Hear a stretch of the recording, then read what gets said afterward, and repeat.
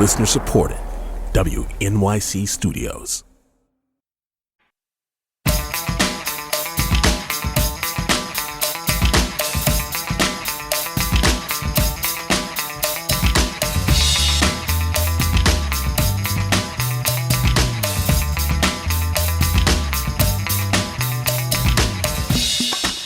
This is all of it on WNYC. I'm Allison Stewart. My next guest is musician Paula Cole. Her most recent album, American Quilt, is her 10th. While she's a well-known singer-songwriter, she's also a producer and always has been, even since her breakthrough album in '98, which earned her a Grammy nomination for Producer of the Year. Nowadays, many female artists produce their own work, but 25 years ago, it wasn't that common.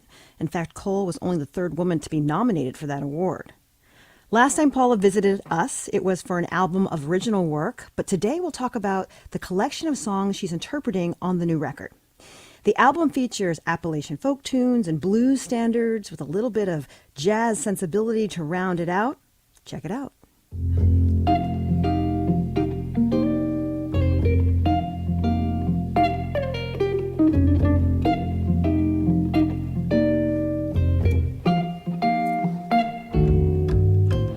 Pack up all my cares and woe. Here I go, singing low. Bye-bye, blackbird, where somebody waits for me, sugar sweet and so is he. Bye-bye, blackbird, no one seems to love and understand. The resulting album is a unique and layered take on Americana in all its forms. Paula is playing City Winery tonight and has been kind enough to share a performance with us today. We'll get to that in a bit. But first, Paula, welcome back to All of It. Hi, Allison. Lovely to be here. Thank you. So you've got this show at City Winery tonight. Have you been on stage live yet since the pandemic? This will be my, fifth performance since, 2-year break. So I'm excited to be at the new City Winery. It's moved locations, and I understand it's quite beautiful. It's right on the Hudson. Can't wait. I've been a couple of times already. It's a great room. Now that you've been back on stage after the hiatus, what feels different, if anything? Well, I'm excited to be in New York City, my favorite city on the whole planet. It really is my heart here. So I'm really excited to be in front of New Yorkers in the city I love. And I don't know, I feel a little more wise. I think I needed that time, as difficult as it was, to just kind of hibernate and fortify. So I go out on that stage and I'm just so grateful. I'm just so grateful to be with people, because music is this soul food that we really need, and we really understood how much we needed it, right, when we couldn't have it. And so I'm just incredibly grateful to have that sense of community when I walk out on that stage. Let's talk about this album, American Quilt. Where did the title American Quilt come from? American Quilt kind of hit me like a lightning bolt, because my mom is a quilter and my mom's a visual artist. I had this collection of songs that were all American classics, some, and I kind of see it more geographically than I do as a stylistic difference. Like, they're great American songs, some from the mountains, like the Appalachians, and some from tributary places like blues, Delta blues, some literally coming as oral tradition from across the Atlantic, from church hymns in Germany or Scotland that then were passed down as oral tradition for 200 years and that live in the subconscious of us Americans. Songs like Shenandoah or Wayfaring Stranger. And they were this patchwork. And I thought, it's like a quilt. And so I called it American Quilt. And I did add one original song. Once I knew it was going to be a quilt, I wrote one song because there was no song about slave quilts that I could find. So I wrote one about it called Hidden in Plain Sight. And each verse represents a patchwork, like a quilting square pattern, that each pattern discusses clues and advice to the traveler how to escape and get to the Underground Railroad. So I felt that was a needed aspect of our American history in this album. Well, let's listen to that track, Hidden in Plain Sight, from Paula Cole's album, American Quilt. Remember Rosetta and the quilt she sewed? She showed us the map of the railroad. She showed us the map of the railroad.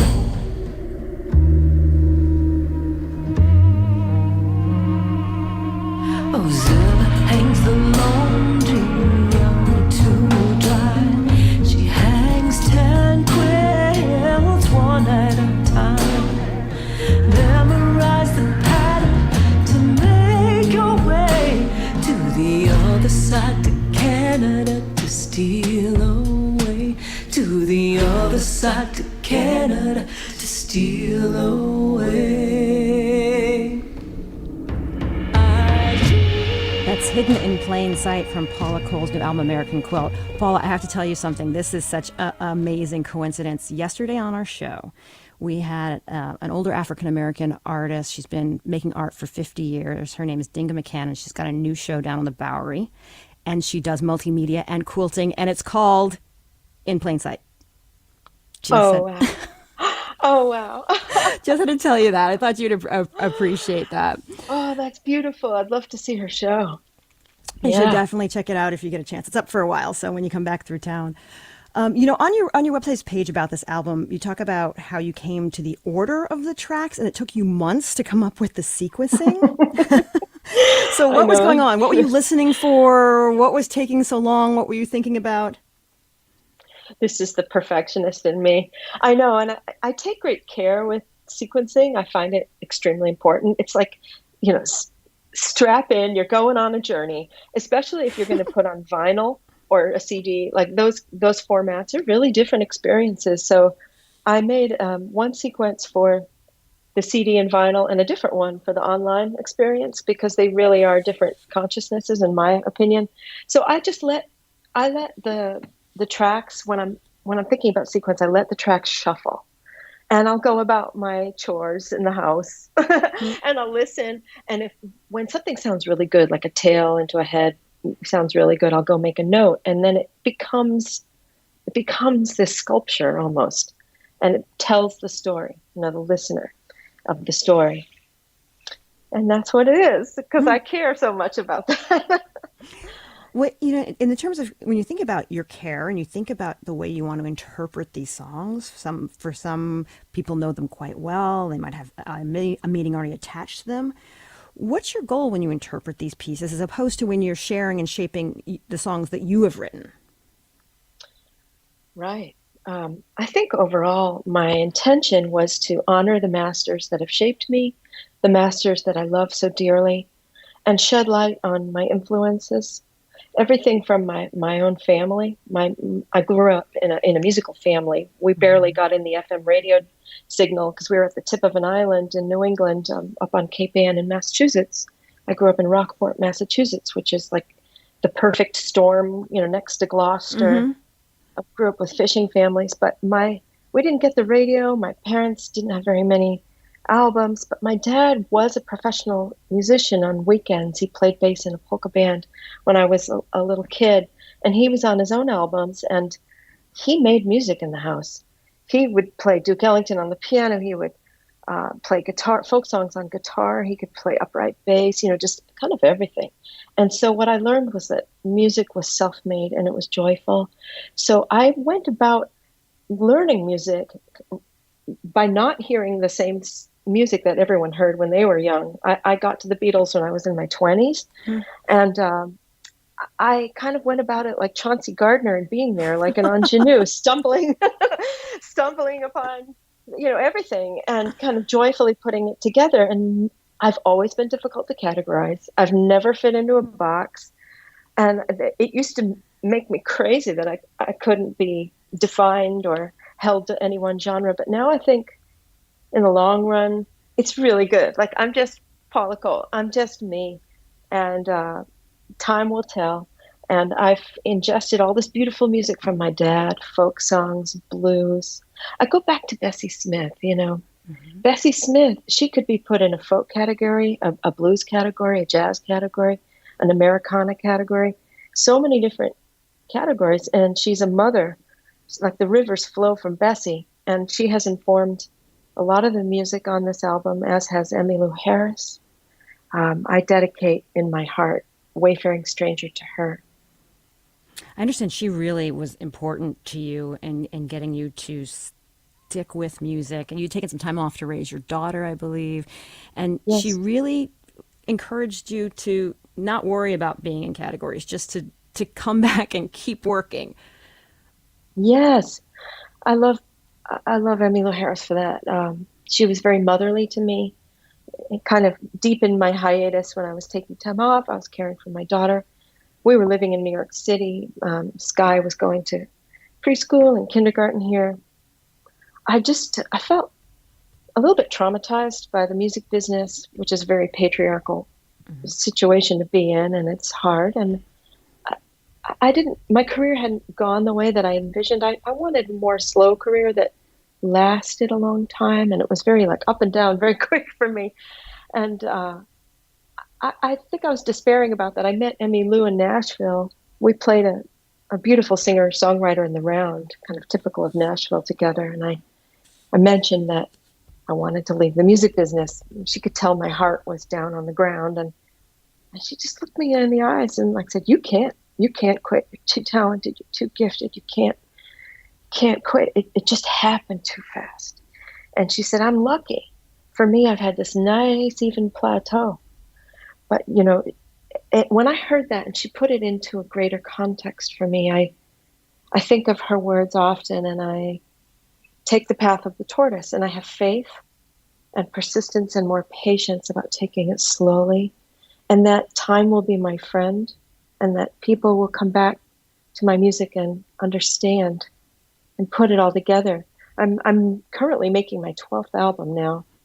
And yes, I'm difficult to categorize, and I wander. I wander stylistically, but I take it so to heart. Like, this is my life's purpose, I do meditate on my death. I do think about what I want to leave behind, and that's love, and that's good art. That's good catalog.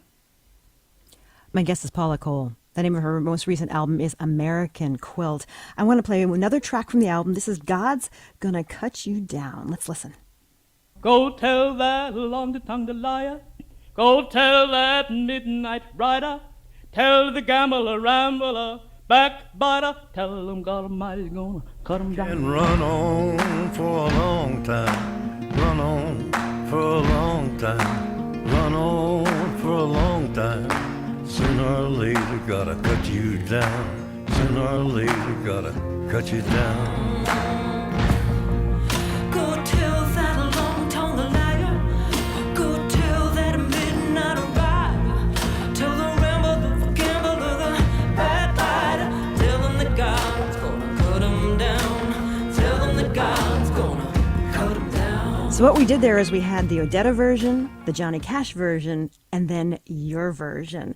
What is it that you love about that song? Well, I love your mix. That was so cool. That was history. That was beautiful. Well, I love that it's a morality tale. And I think it's nice for us to hear it from a woman's point of view, kind of authoritatively from a woman's point of view. We need more of that. We need more women leaders. And it's funny because I heard a student, I'm a visiting scholar at Berklee College of Music, and I had a student in an ensemble. I asked them all to cover a Johnny Cash tune, and she brought in this song, and it just electrified me, and I knew I needed to sing it. And then, of course, I love Odetta so much. I met her in '99 here in New York City, but she made that song, singing it a cappella. She made it famous, and I felt like if I had some gospel harmonies to those choruses and just kind of tune into the gospel aspect of it, that it will speak to the morality and the spirituality of that song really nicely. My guest is Paula Cole. Paula is playing City Winery tonight, and you wrote something really lovely on your Twitter account about we need some joy. Let's have some joy today because tomorrow is going to be a somber day. And all this week on the show, we've been highlighting the way the arts have responded to 9/11, and you were kind enough to pick out a performance for us that we could play, and you selected Wayfaring Stranger. Tell us a little bit about why you chose this song. Sure, and yes, we do need joy, and I'll bookend joy on the other end of this, but Wayfaring Stranger is about the great beyond. It's, it was written hundreds of years ago. This song was written and composed orally and passed down by people hearing it and then repeating it to keep ourselves company in the loneliness and the arduousness of being a human being on this planet Earth. And we know how much suffering we can endure in our lifetime. And some people really, really suffer so much. And I think about those folks who've lost people at 9/11, and I think that it's not morbid to meditate on our death. And so many enlightened people do, and occasionally I try, and I think about it. And when you listen to these songs, these early American songs, these songs from Appalachia, they're talking and singing about death a lot. And it's in the most loving way. It's about meeting your mother again, and the mother will bring her loved ones, and you'll reunite. It's the greenest pasture. There's love and there's beauty in it. So I wanted to try to bring some positivity and some beautiful color to death in a way, and for us perhaps not to hold on so tightly and fear it so much. Maybe that's difficult to do, and we're all trying, but I try, and I still have a spiritual relationship with the people I've lost in my life. Sure. My guest has been singer-songwriter and producer Paula Cole. We're going to close out this hour with her performance of the folk song Wayfaring Stranger. Paula will be at City Winery tonight. Paula, thank you for coming on to the show again. Love talking to you. I love it. And thank you so much for your beautiful interview, Allison. Thank you.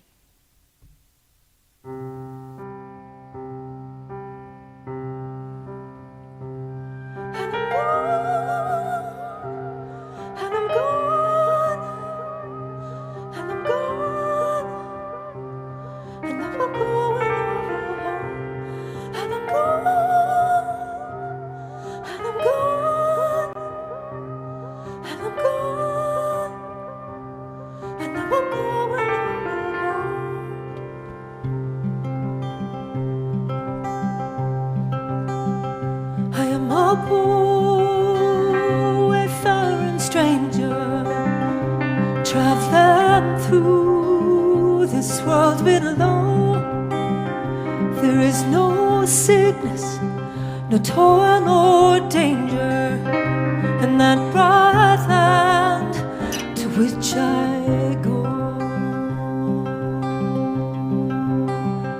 I'm going there to see my father. He said he'd meet me when I come. I'm just going over Jordan. I'm just going over home.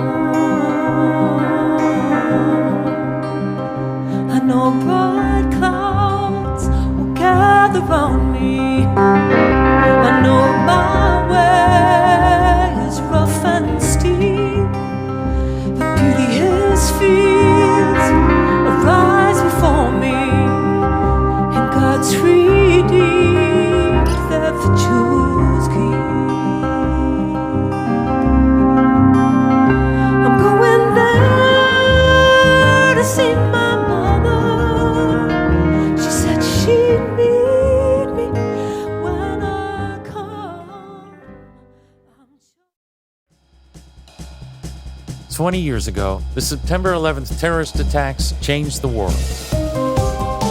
I'm reporter Jim O'Grady, and I'm going to revisit the evidence and question the people at the center of the story. It's always easy in hindsight to say it's a big mistake. Let's penetrate his cell. And I promised him revenge. Blind Spot, The Road to 9/11, a podcast series from the History Channel and WNYC Studios. Listen wherever you get your podcasts.